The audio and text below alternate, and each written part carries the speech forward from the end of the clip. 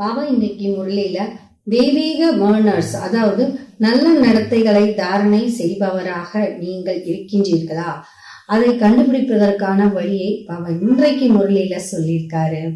அதற்கான யுக்தி என்ன, அதை என்ன முறையில நாம அதை நாம தெரிந்து கொள்ளலாம்ன்றத இன்னைக்கு முரளியில பார்க்கலாம். பாபா சொல்றாரு, யாருக்கும் துக்கம் கொடுக்காதீங்க.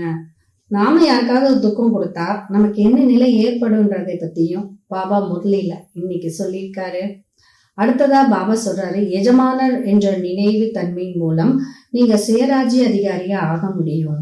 அப்ப எஜமானர்ன்ற நினைவை நான் எப்படி கொண்டு வரணும், எந்த முறையில கொண்டு அதை என் வாழ்க்கையில அப்ளை பண்ணணும் அப்படின்ற விஷயங்களை எல்லாம் பாபா இன்னைக்கு முரளியில சொல்லியிருக்காரு. 3 காலத்தை உணர்ந்தவராகி காரியம் செய்யுங்கள். ஒருவேளை அப்படி 3 காலத்தை உணர்ந்து நம்ம காரியம் செய்தால் என்ன பலன் கிடைக்கும் அப்படின்றதையும் பாபா சொல்லியிருக்காரு. இன்னைக்கு மாதேஸ்வரி தாய் மம்மா அவர்களுடைய மகா வாக்கியமும் இருக்கு. அந்த மகா வாக்கியத்தை கொஞ்சம் நுணுக்கமா கேட்கணும். ஏன்னா இதுல பிறவி, இறப்பு, பிறப்பு அதனுடைய கணக்கு, நாம் எத்தனை பிறவி எடுப்போம், விலங்குகளுடைய வாழ்க்கை தரம் என்ன, எது சரியான கூற்று, எது தவறான கூற்று என்பதையெல்லாம் மம்மா அவர்கள் விளக்கி கூறியிருக்காங்க. முழு முரளியிலும் இன்னும் என்னென்ன விஷயங்கள் சொல்லியிருக்காங்கன்னு பார்க்கலாம். ஓம் சாந்தி. 29/11/2022 காலை முரளி பாப்தாதா மதுபன். இனிய குழந்தைகளே, நீங்கள் மனிதரிலிருந்து தேவராக மாற வேண்டும். அதனால் தெய்வீக மேனர்ஸை தாரணை செய்ய வேண்டும். அசுர அவகுணங்களை அகற்றிக்கொண்டே செல்ல வேண்டும். தூய்மையாக மாற வேண்டும். கேள்வி: தெய்வீக மேனர்ஸை தாரணை செய்கின்றீர்களா என்பதை எந்த ஒரு விஷயத்திலிருந்து கண்டறிய முடியும்? பதில்: சேவையிலிருந்து. எந்த அளவு பதித்தத்திலிருந்து பாவனமாக மாறியிருக்கின்றார் மற்றும் எத்தனை பேரை பாவனமாக மாற்றும் சேவை செய்கின்றார்? நல்ல முயற்சி செய்பவரா அல்லது இப்பொழுது வரை அசுர அவகுணங்கள் இருக்கின்றனவா என்ற அனைத்தும் சேவையிலிருந்து தெரிந்துவிடும். தெய்வீக மேனஸை கற்றுத்தரவே உங்கள் இந்த ஈஸ்வரிய மிஷன் இருக்கின்றது. நீங்கள் ஸ்ரீமத் படி பதித்த மனிதர்களை பாவனமாக மாற்றும் சேவை செய்கின்றீர்கள். பாடல்: ஓம் நமக் சிவாய. ஓம் சாந்தி. சிவாய நமஹ என்று பக்தி மார்க்கத்தில் புகழ் பாடுகிறார்கள். மிக உயர்ந்தவர் சிவன். அவரையே சிவ பரமாத்மாய நமஹ என்று சொல்கிறார்கள். பிரம்மா தேவதாய நமஹ, விஷ்ணு தேவதாய நமக என்று சொல்கிறார்கள். அடுத்து சிவ பரமாத்மாய நமக என்று சொல்வதால் வித்தியாசம் இருக்கின்றது தானே? பரமாத்மா ஒருவரே, அவர் மிக உயர்ந்தவர். அவரது புகழும் உயர்ந்தது. இந்த நேரம் மிக உயர்ந்த காரியத்தை செய்கிறார். அவரது இடமும் மிக உயர்ந்ததாக இருக்கிறது. மற்ற யாரையும் பரமாத்மா என்று சொல்வதில்லை. ஏ பதித்த பாவனரே என்ற பாடல் பரமாத்மாவிற்கே இருக்கிறது. அவர் பதித்த உலகம் மற்றும் பதித்த சரீரத்தில் வருகின்றார். பதித்த சரீரத்தின் பெயர் பிரஜாபிதா பிரம்மா. நான் பல பிறவிகளின் கடைசியில் சாதாரண மனித உடலில் பிரவேசம் செய்கின்றேன் என்று இவருக்குள் பிரவேசம் செய்து சொல்கின்றேன் அப்படின்னு சிவபாபா சொல்றாரு. ராதா கிருஷ்ணரே அதிக பிறவிகள் எடுக்கிறார்கள். அவர்களுடைய பல பிறவிகளின் கடைசி பிறவி சாதாரணமாக இருக்கிறது. நான் தூய்மையான உடலில் பிரவேசம் செய்கின்றேன் என்று சொல்வதில்லை. நான் சாதாரண உடலில் வருகின்றேன் என்பது பகவான் வாக்கு. இப்பொழுது பகவான் நிச்சயம் தான் பரம்பிதா பரமாத்மா என்பதை இந்த சாதாரண உடல் மூலமாக ஆத்மாக்களுக்கு அமர்ந்து புரிய வைக்கிறார். நான் கிருஷ்ணரின் ஆத்மா அல்ல. நான் பிரம்மா விஷ்ணு சங்கரின் ஆத்மா அல்ல. நான் பரம்பிதா பரமாத்மாவாக இருக்கின்றேன். என்னை சிவ பரமாத்மாய நமக என்று சொல்கிறார்கள். நான் இவருக்குள் வருகின்றேன். நான் சூக்ஷ்ம வதனவாசி பிரம்மாவிற்குள் பிரவேசம் செய்வதில்லை. நானும் இங்கே பதித்தர்களை பாவனமாக மாற்ற வேண்டும். பதித்தர்கள்னா தூய்மையற்றவர்கள், பாவனம்னா தூய்மை. என் மூலமாகவே அந்த சூக்ஷ்ம வதனவாசி பிரம்மா தூய்மையாக மாறினார். அதனால் அவர் சூக்ஷ்மத்தில் காட்டப்படுகிறார். எவ்வளவு நன்றாக புரிய வைக்கிறார். இருந்தும் மனிதர்கள் அதை கேட்டும் கேளாமல் இருந்துவிட்டு தலைகீழ் வழியில் சென்று கொண்டே இருக்கிறார்கள். அசுர புத்தியோடு கேட்கிறார்கள். ஈஸ்வரிய புத்தியோடு கேட்டால் சந்தேகம் என்பது அகன்றுவிடும். திருமூர்த்தி சித்திரத்தை காட்டாமல் புரிய வைப்பது கடினம். அவர்கள் திரிமூர்த்தி பிரம்மா என்று பெயர் வைத்திருக்கிறார்கள். ஏனென்றால் சிவபாபா பிரஜாபிதா பிரம்மாவின் மூலமாக புதிய உலகின் படைப்பை படைக்கிறார். குழந்தைகள், நீங்கள் இப்பொழுது முன்னால் அமர்ந்திருக்கின்றீர்கள். எல்லோரும் பத்தித்தத்திலிருந்து பாவனமாக மாறிக்கொண்டு இருக்கின்றார்கள். யார் எந்த அளவு ஆகிறார்கள் என்பது சேவையிலிருந்து தெரிந்துவிடும். இவர் நல்ல முயற்சி செய்கிறார். இவரிடம் இன்னும் அவகுணங்கள் இருக்கின்றன. தேவர்களிடம் தெய்வீக குணங்கள் இருந்தன. ஒவ்வொருவரும் தனது அசுர குணங்களை அவர்களின் தெய்வீக குணங்களையும் வர்ணனை செய்கிறார்கள். இப்பொழுது அசுர அவகுணங்களை விட வேண்டும். இல்லை என்றால் உயர்ந்த பதவி பெற முடியாது. குழந்தைகளே, தெய்வீக குணங்களை தாரணை செய்யுங்கள் என்று தந்தை புரிய வைக்கிறார். உணவு பானங்கள் மற்றும் நடத்தையில் நல்ல பண்புகள் மேனர்ஸ் இருக்க வேண்டும். பத்தீத்த மனிதர்களை பண்பற்றவர்கள் என்று சொல்கிறார்கள். தேவர்கள் பண்போடு இருந்தார்கள்.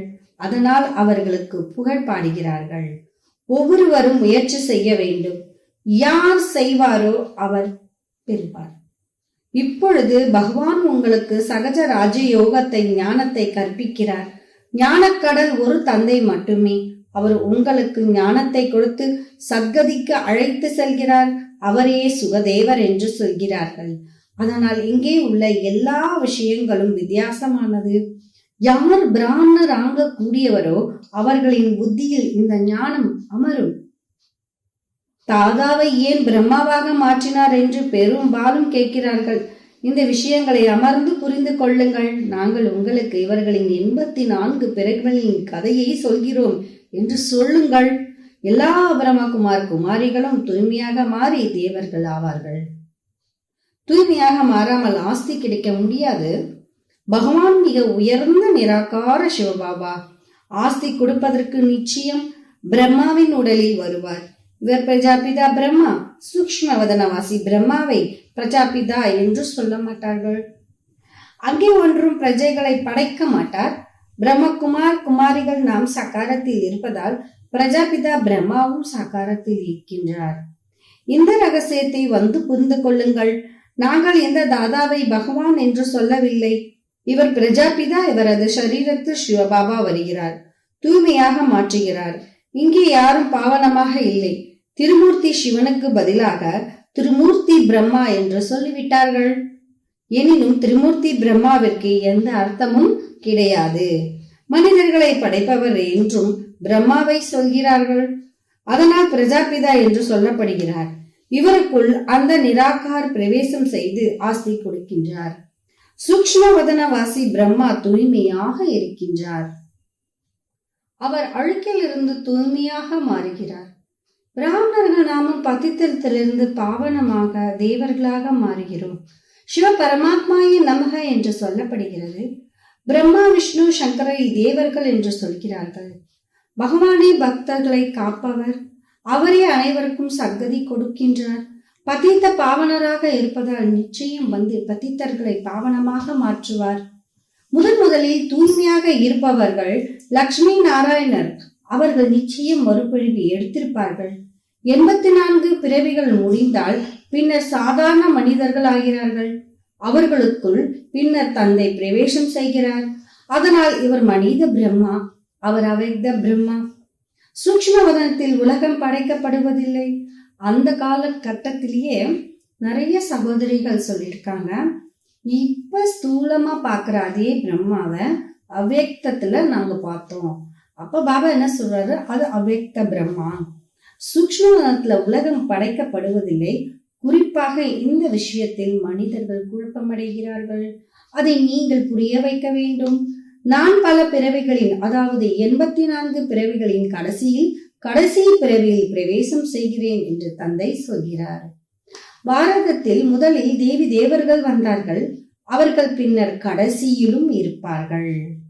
அவர்களே சென்று முதலில் தேவி தேவராவார்கள். விராட ரூப சித்திரம் நிச்சயம் இருக்க வேண்டும்.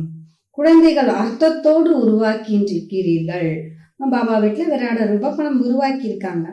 பிராமணர் குடுமி, தேவர் தலை, சத்திரியர் புஜங்கள், வைசியர் வயிறு, சூதிரர் கால்கள்.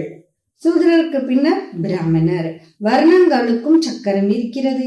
இதையும் புரிந்து கொள்ள வேண்டும், பிறருக்கும் புரிய வைக்க வேண்டும். இன்னார் சொர்க்கவாசி ஆகிவிட்டார் என்று செய்தித்தாள்களில் போடுகிறார்கள். அவர் சொர்க்கவாசி ஆகிவிட்டார் என்றால் நிச்சயம் அவர் நரகத்தில் இருந்தார், அவர்களுக்கு கடிதம் எழுத வேண்டும் என்று தந்தை பல முறை புரிய வைத்திருக்கிறார்.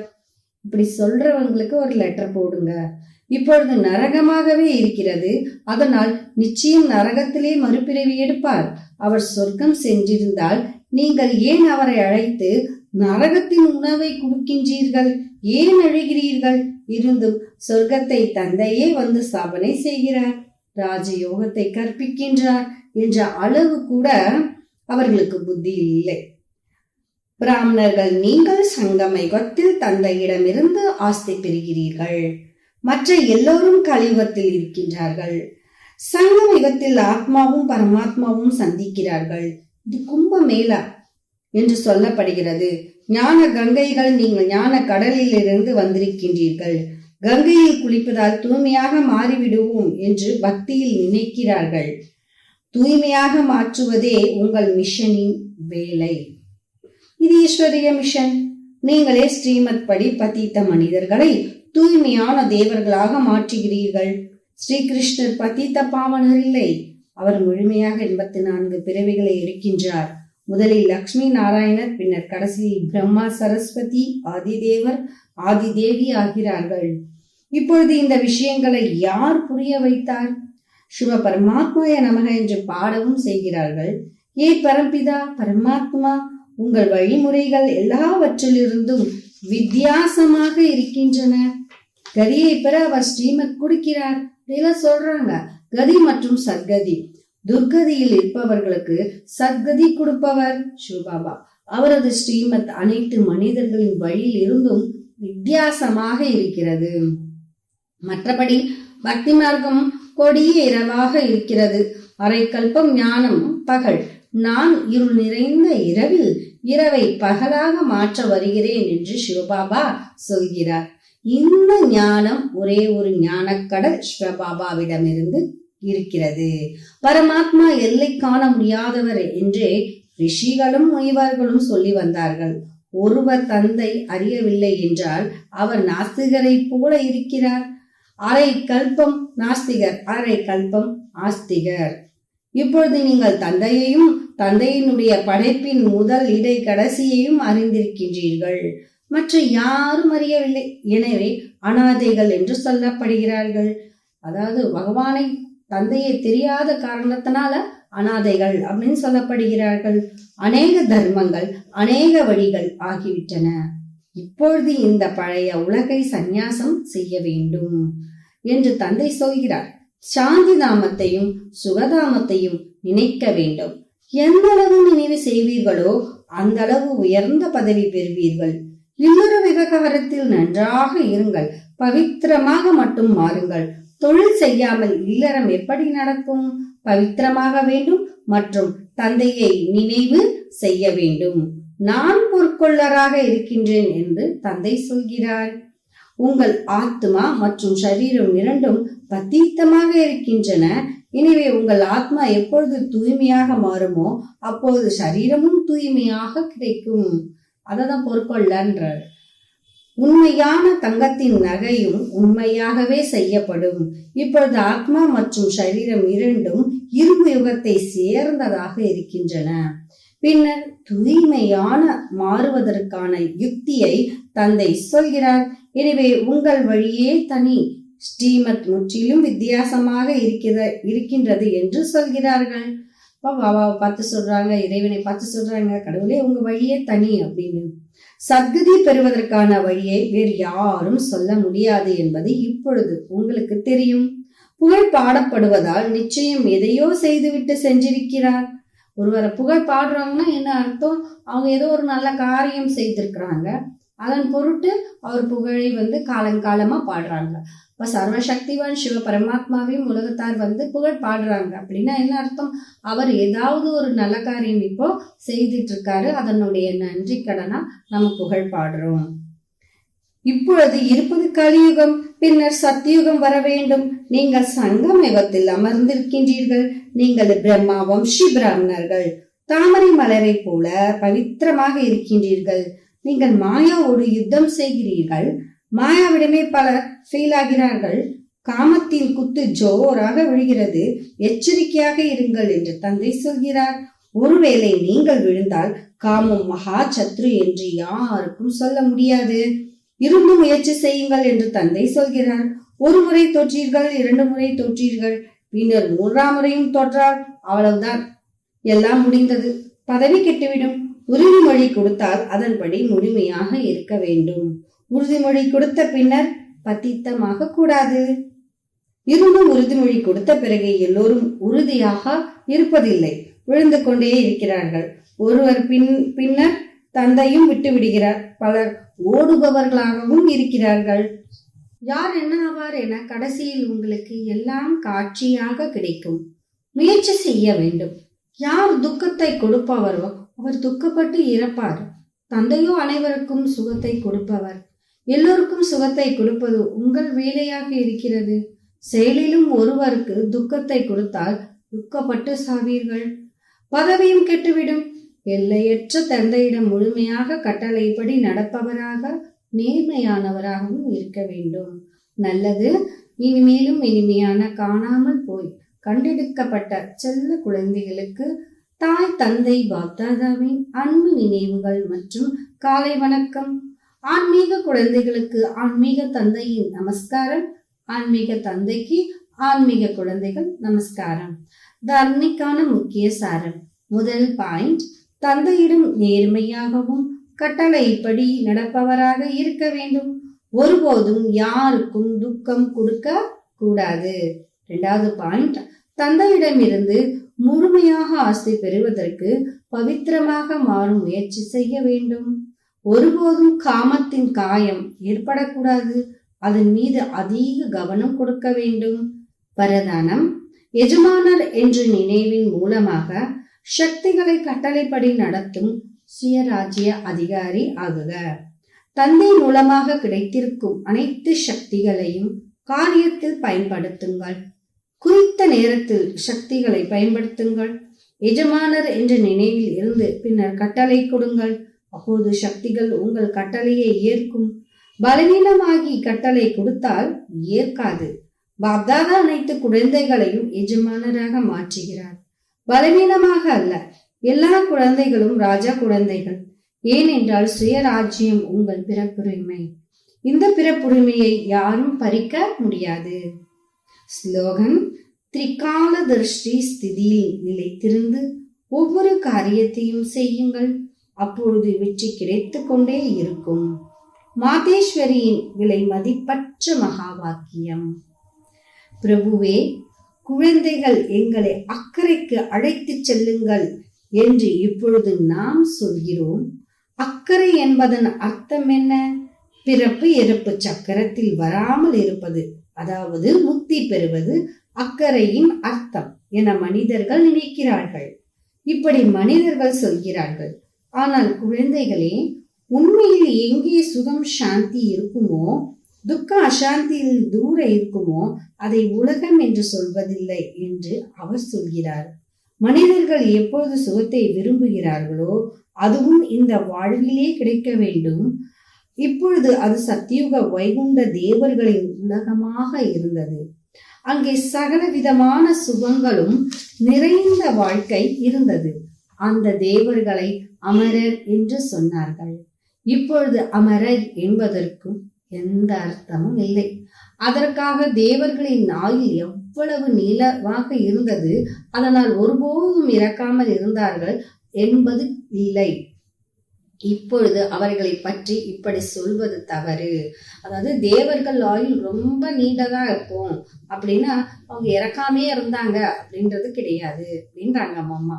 ஏனென்றால் அப்படி எதுவும் இல்லை. அவர்களின் ஆயுள் ஒன்றும் சத்தியுக ஆரம்பத்திலிருந்து திரேதாயுக கடைசி வரை இருப்பதில்லை.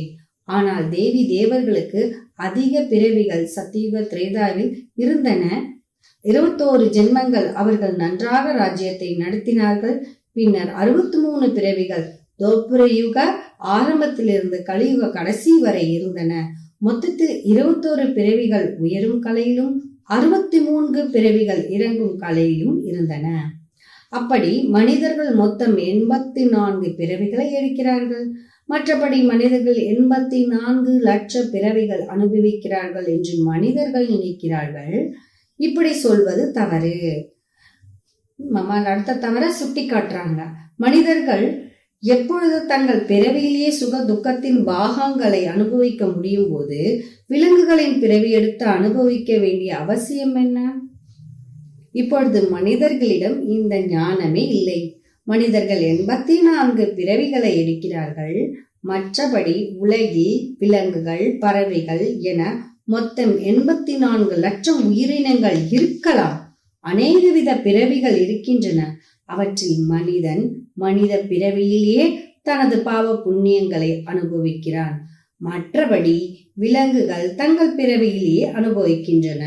மனிதர்கள் விலங்குகளின் பிறவி எடுப்பதில்லை மற்றும் விலங்குகள் மனித பிறவியை எடுப்பதில்லை. மனிதர்கள் தங்கள் பிறவிகளிலே கர்ம பலனை அனுபவிக்க வேண்டியதாக இருக்கிறது. அப்பொழுது துக்க சுகத்தின் உணர்வு ஏற்படுகிறது. அதே போல் விலங்குகளும் தங்கள் பிறவிகளிலே சுக துக்கத்தை அனுபவிக்க வேண்டும். இந்த அனுபவத்தை நாம் எந்த கர்மம் செய்தால் அனுபவிக்கிறோம் என்ற புத்தியும் அவற்றிடம் இருப்பதில்லை. அவர்களின் அனுபவத்தையும் மனிதனே உணர்கிறான். ஏனென்றால் மனிதனே புத்திவான். மற்றபடி மனிதன் ஒன்றும் 84 லட்சங்கள் பிறவிகள் அனுபவிப்பதில்லை. ஜடமான மரமும் பிறவி எடுக்கிறது. ஜடமான மரம் என்ன? கர்மத்தை செய்தது. அது அவற்றுக்கு கணக்கு வழக்கானது என்பதை புரிந்து கொள்வது சகஜமாகவும் விவேகத்தின் விஷயமாகவும் இருக்கிறது. அதுபோல கடைசி நேரத்தில் யார் தனது குழந்தைகளை நினைத்து அந்த கவலையோடு மறிப்பார்களோ அவர்கள் பன்றியின் வயிற்றில் மீண்டும் மீண்டும் பிறப்பார்கள் என்று குருநானக் மகா வாக்கியத்தில் சொல்லி இருக்கிறார். இப்படி சொல்லியிருப்பதால் மனிதன் பன்றியின் பிறவி பெறுவார் என்பது இதன் அர்த்தம் கிடையாது. ஆனால் பன்றியின் அர்த்தம் என்னவென்றால் மனிதனின் செயலே அப்படி இருக்கும். அது விலங்குகளின் செயலை போல இருக்கும். மற்றபடி மனிதன் ஒன்றும் விலங்காக பிறப்பதில்லை. மனிதர்களை அச்சுறுத்துவதற்காகவே இப்படி அறிவுரை கொடுக்கிறார்கள், ஒரு பயம் ஏற்படுத்தணும் அப்படின்னு. அதனால இந்த சங்கம யுக நேரத்தில் தனது வாழ்வை மாற்றி பரமாத்மா மூலமாக புண்ணியாத்மாவாக ஆக வேண்டும். நல்லது. ஓம் சாந்தி. அப்போ அம்மா என்ன சொல்றாங்க? 84 லட்சம் பிறவிகள் கிடையாது, 84 பிறவிகள் தேவர்கள் எடுக்கின்றார்கள். எல்லாருக்கும் அவர்களுடைய கணக்கு வழக்கு இருக்கு. மனித ஆத்மாவாதான் பிறக்கும். விலங்கு ஆத்மா விலங்குகளோட ஆத்மாவாதான் பிறக்கும். இன்னும் என்னென்ன நிறைய நல்ல விஷயங்களை சொல்லியிருக்காங்க அப்படின்றத ஒரு முறை நாம நல்ல முரளியை கேட்டா தெரிஞ்சுக்கலாம். ஓம் சாந்தி.